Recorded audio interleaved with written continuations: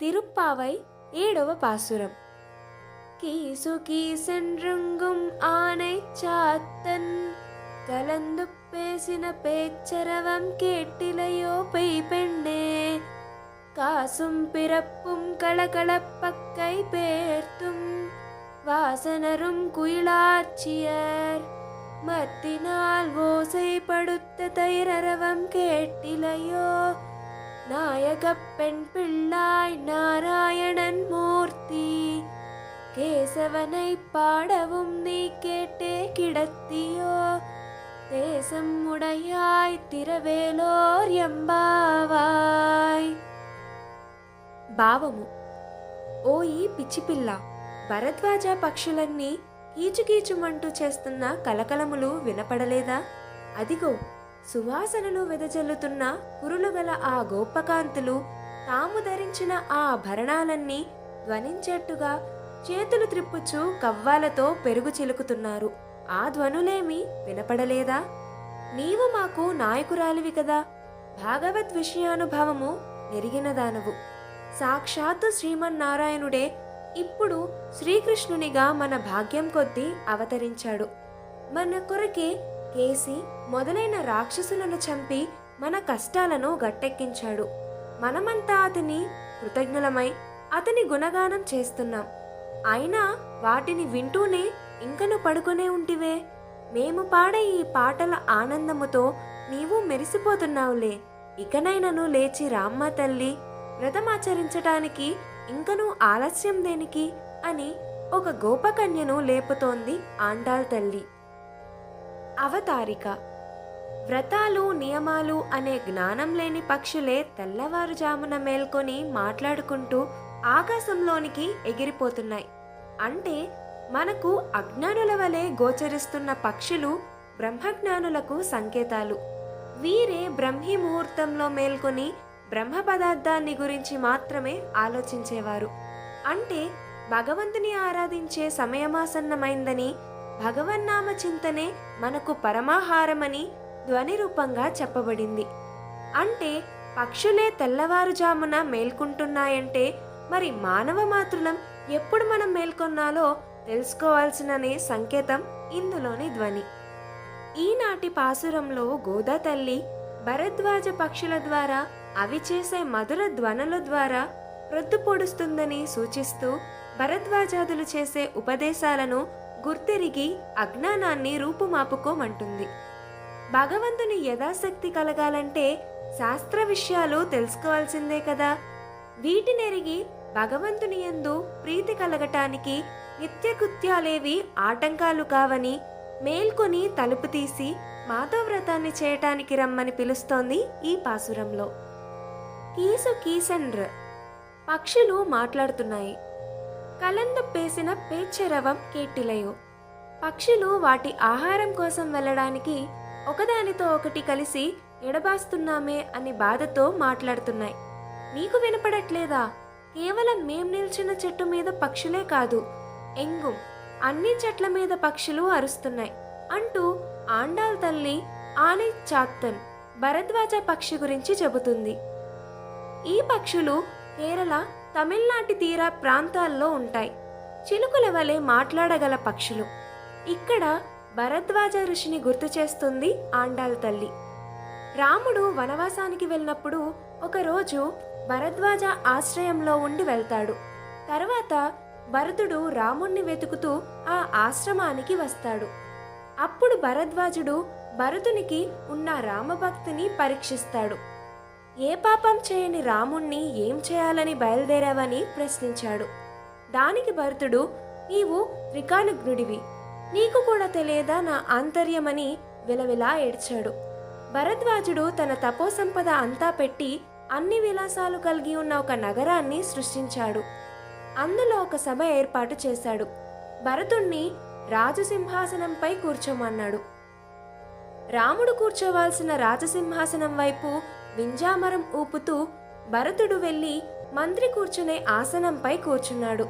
అప్పుడు భరద్వాజునికి భరతునిపై నమ్మకం కలిగింది. అప్పుడు భరద్వాజుడు భరతునితో, నాకున్న తపస్సంపద అంతా వినియోగించానయ్యా, సార్థకమైంది అని చెప్పాడు. భరద్వాజుడు ఒక్క పురుష ఆయస్సు వేద అధ్యయనం కాగానే తనకు ఇంకొక పురుష ఆయస్సు కావాలంటూ తపస్సు చేయటం ప్రారంభించాడు. ప్రజాపతి ప్రత్యక్షమై మరొక పురుష ఆయస్సు భరద్వాజునికి పెంచాడు. మళ్ళీ వేద అధ్యయనం చేసి అది సరిపోనట్లనిపించింది. మళ్ళీ తపస్సు ప్రారంభించాడు. అలా 3 పురుష ఆయస్సులు పూర్తయ్యాక మళ్ళీ ఆయనకు ఏం సరిపోనట్లు అనిపించి చింతించసాగాడు. ఈసారి ప్రజాపతి తానంతట వచ్చి ఏం కావాలి అని అడిగాడు. మరొక్క పురుష ఆయస్సు అని అడిగాడు. అయితే ప్రజాపతి ఆయనను ఒక్కసారి కళ్ళల్లో 3 పర్వతాలు, ఆపై 3 పిడికెడులు కనిపించసాగాడు. భరద్వాజుడితో నీవు చదివింది ఆ వేదంలోని కేవలం 3 పిడికలు మాత్రమే.